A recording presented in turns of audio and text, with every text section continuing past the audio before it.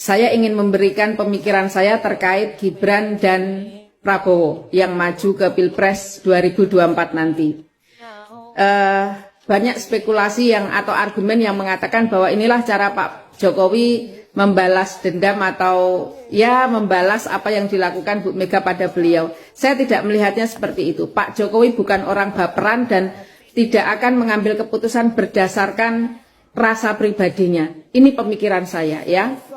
Berkaca dari Pilkada DKI di mana ada 3 kontestan, Ahok tidak menang di putaran pertama dan harus maju putaran kedua. Ahok kalah di situ.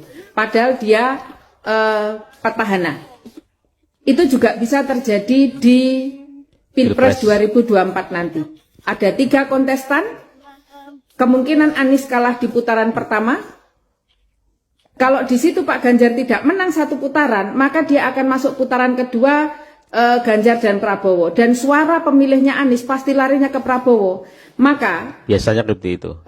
Para pendukungnya Pak Ganjar, buatlah Ganjar menang 1 putaran. Jika tidak, di putaran kedua, kemungkinan Pak Prabowo yang akan menang. Kita berkaca lagi pada Pilpres sebelumnya, di mana Pak Jokowi itu petahana dan menangnya tipis sekali dari Pak Prabowo. Nah, kondisi itulah yang sudah dipikirkan dan diantisipasi oleh Pak Jokowi mulai dari sekarang. Beliau akan sangat senang jika Ganjar menang 1 putaran, karena Pak Ganjarlah yang bisa melanjutkan pembangunan yang sudah dirintis oleh Pak Jokowi ini. Jika Pak Prabowo yang harus menang, harus ada orang di dalam sistem. Dan siapa orang itu? Ya Gibran. Jadi Pak Jokowi mengorbankan anaknya, mengorbankan dalam tanda kutip, untuk masuk ke dalam sistem dengan harapan dialah nanti yang bisa memberikan warna, memberikan pengaruh pada keputusan-keputusan yang akan diambil oleh Pak Prabowo. Dan benar kata Pak Denny Siregar yang mengatakan bahwa usia Pak Prabowo saat ini sudah cukup tua.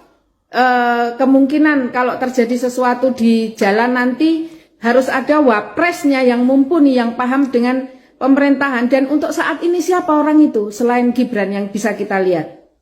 Nah, jadi jika terjadi sesuatu pada Pak Prabowo, Gibran yang akan naik nanti, dialah yang bisa melanjutkan kembali pembangunan bapaknya. Jikapun Pak Prabowo sehat walafiat sampai 5 tahun selesai, Gibran bisa memberikan warna, bisa memberikan pengaruh pada keputusan yang akan diambil oleh Pak Prabowo. Jika analisa ini benar, teman-teman, ini tentu Pak Jokowi adalah orang yang jenius karena menempatkan orangnya di sistem. Siapa? Gibran. Supaya apa? Proyek strategis nasional ini tetap berjalan. Ya, menetapkan orangnya dalam artian tanda kutip ya, orangnya, anaknya di situ. Kalau yang menang Ganjar ya alhamdulillah. Tetapi jikalau Ganjar ternyata terseok-seok pada akhirnya kalah, minimal Pak Jokowi sudah menempatkan orangnya di situ.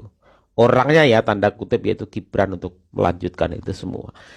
Jika analisa ini benar teman-teman, Pak Jokowi adalah orang yang sangat-sangat jenius dalam hal ini. Sangat-sangat jenius, sangat pintar, bahkan mengorbankan dirinya, dicaci maki dirinya, dihujat karena itu semua. Nah, pemikiran itulah kenapa saat ini Gibran harus mendampingi Pak Prabowo. Jadi bukan karena Pak Jokowi ingin balas dendam ke Bu Mega dan lain-lain, itu terlalu naif pemikiran seperti itu ya. Pak Jokowi yang dipikirkan cuma satu, bagaimana pembangunan yang sudah dia rintis itu nyampe ke tujuannya nanti. Itu aja.